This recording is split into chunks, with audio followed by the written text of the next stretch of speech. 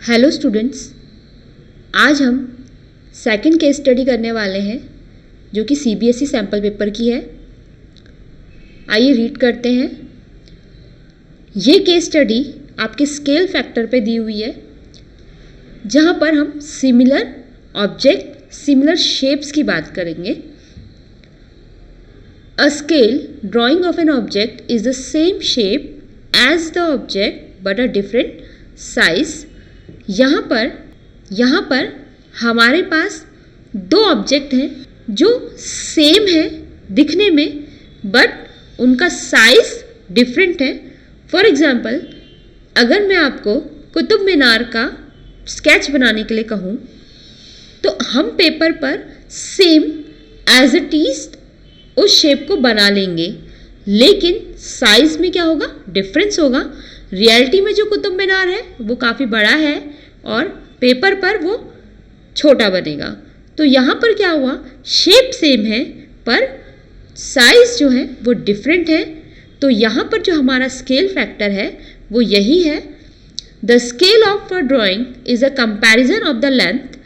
Scale drawing के अंदर हम कंपैरिजन करते हैं used on a drawing to the length its represent. तो जो लेंथ रिप्रेजेंट की जाती है उसको हम स्केल फैक्टर बोलते हैं।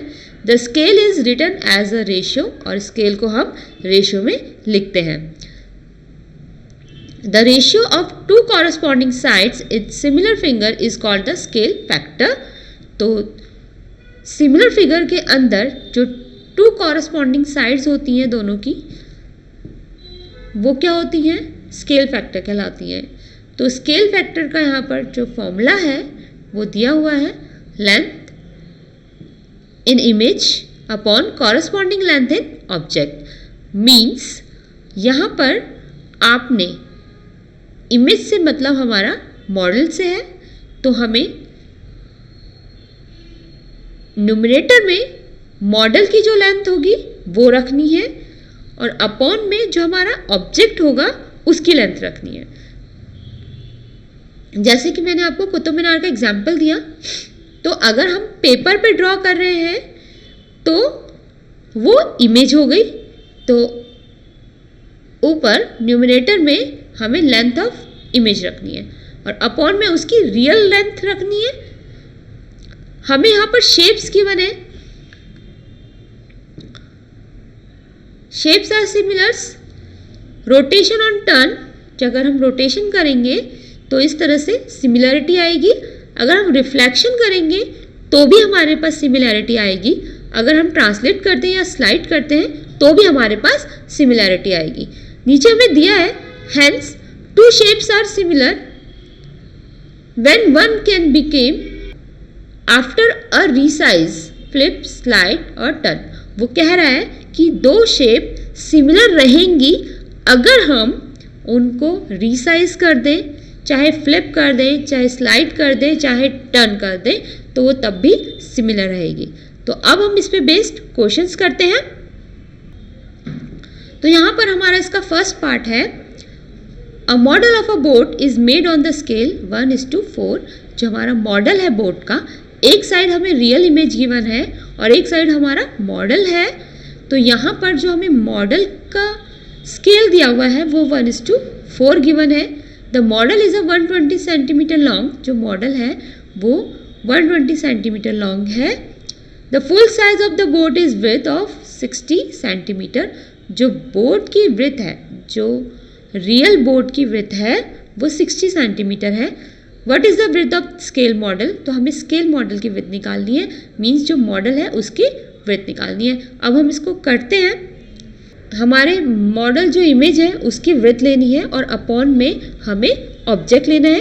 अगर हमें लेंथ निकालने के लिए बोला होता तो हम मॉडल की लेंथ रखते, अपॉन में ऑब्जेक्ट की लेंथ रखते, लेकिन यहाँ हमें विड्थ निकालने के लिए बोला है तो मॉडल की विड्थ अपॉन में ऑब्जेक्ट की विड्थ एंड इक्वल्स टू जो हमें गिवन है वो 1/4, मतलब 1:4 हमें गिवन है। अगर हम इसे सॉल्व करते हैं तो मॉडल की विड्थ हमें निकालनी है, तो हम इसे ऐसे ही लिख लेते हैं एज इट इज, और ऑब्जेक्ट की विड्थ हमें 60 गिवन है। देन 1:4 4।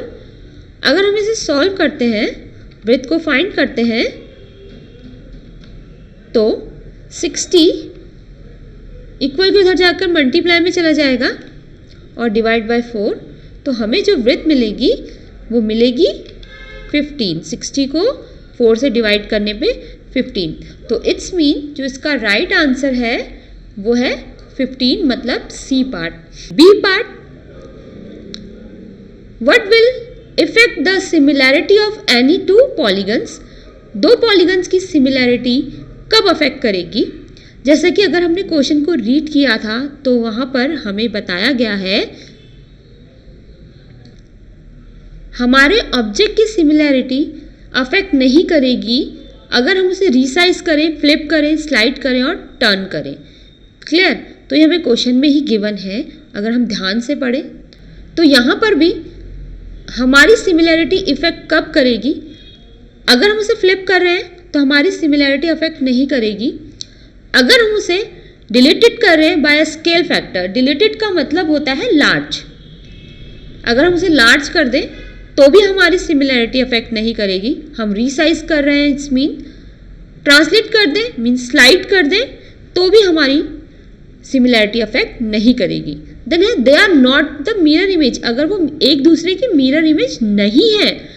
तो स्टूडेंट्स, अगर हमारा कोई ऑब्जेक्ट एक दूसरे की मिरर इमेज नहीं बना रहा तो उसकी सिमिलैरिटी अफेक्ट करेगी, तो इसलिए इसका आंसर 4th पार्ट है हमारा। Then C part, if two similar triangle have a scale factor A/B, वो कह रहा है दो के 2 सिमिलर ट्राइंगल्स हैं जिनका स्केल फैक्टर A/B दिया हुआ है। Which statement regarding the 2 triangle is true? तो यहाँ पर कौन सी कंडीशन ट्रू होगी? तो स्टूडेंट, सबसे पहले आप ये जान लीजिए, अगर स्केल फैक्टर A/B है तो कॉरस्पॉन्डिंग साइड्स भी हमारी इक्वल होंगी, हमारे पैरामीटर्स भी इक्वल होंगे, हमारे एटीट्यूड्स भी इक्वल्स होंगे, हमारे मीडियंस भी इक्वल होंगे और हमारे बाइसेक्टर भी इक्वल होंगे। तो अगर आप ध्यान से देखें तो हमारे पैरामीटर्स 3A/B दिया हुआ है, मीडियन हमारा A/2/B दिया हुआ है, यहाँ पर बाइसेक्टर A²/B² दिया हुआ है। जो सिमिलर है वो क्या है? एटीट्यूड्स। तो यहाँ पर सेकंड आंसर जो है वो राइट आंसर है। The shadow of a stick is 5 meter long. यहाँ पर हमें एक ट्री है जिसकी शैडो पड़ रही है और एक स्टिक है जिसकी शैडो गिर रही है। तो यहाँ पर जो हमें स्टिक की लेंथ है, सॉरी, जो स्टिक की शैडो है वो 5 मीटर लॉन्ग दी हुई है। मीन्स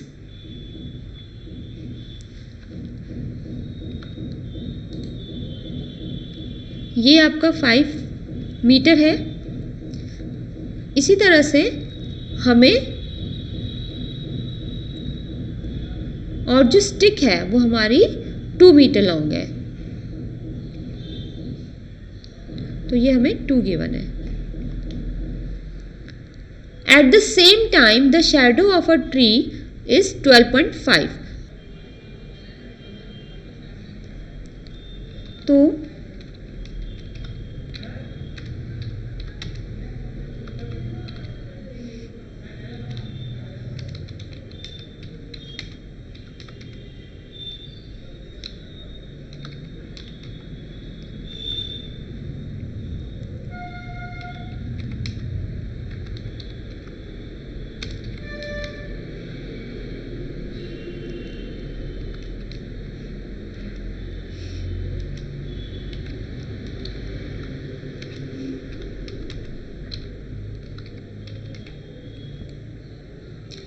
तो हमें प्रोपोर्शन में रखना है शैडो ट्री की अपॉन में शैडो ऑफ स्टिक इक्वल में length of tree then length of stick. हमें क्वेश्चन में बोला है at the same time the shadow of a tree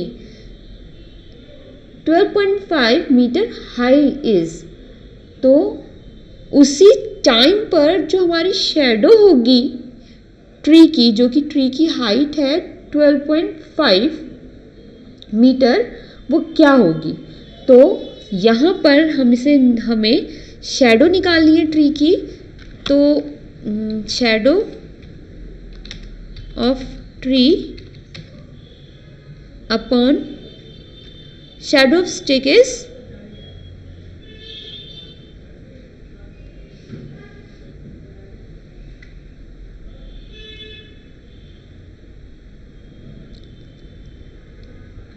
2 equal length of stick is 5, sorry, length of tree is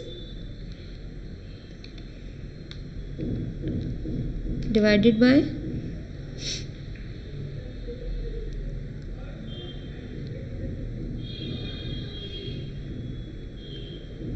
length of stick is 5। अगर हम इसे solve करें तो 12.5 into 2 divided by 5, तो सॉल्व करने पर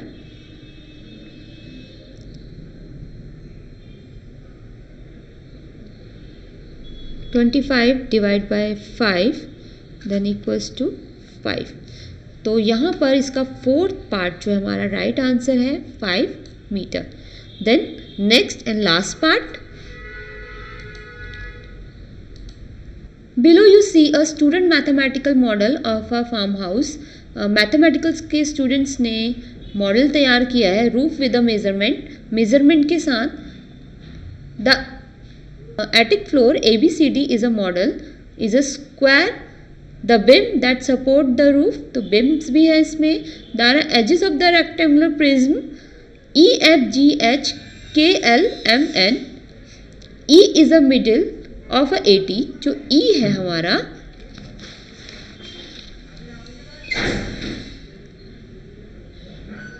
मिडल है AT का, इस तरह से। F is a middle of BT, then F is a middle of BT, G is the middle of CT, and H is the middle of DT, means जो back side है हमारी। All the edges of the pyramids in the model have the length of 12 meter, तो edges है जो pyramids की वो सभी 12 metre है। यहाँ पे हमें लेंथ बतानी है EF की, तो EF कहाँ पर है हमारा, EF की हमें लेंथ फाइंड करनी है यहाँ पर। Then student where EF is one of the horizontal edges of the block, जो EF है ये एक और हॉरिजॉन्टल ब्लॉक है हमारा पिरामिड का।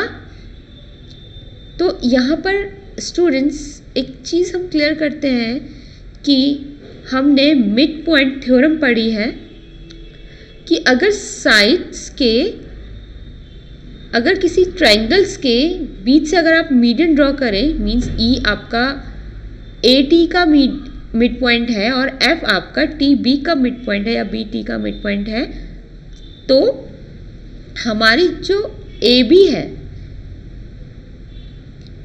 हमारी जो EF है वो हाफ हो जाएगी आपके AB की। ये हमारी मिड पॉइंट थ्योरम है।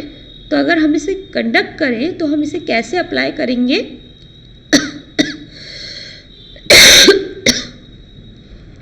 Bye MPT mid point theorem. EF is equals to half of AB, तो देन हाफ ऑफ AB हमारी कितनी है 12।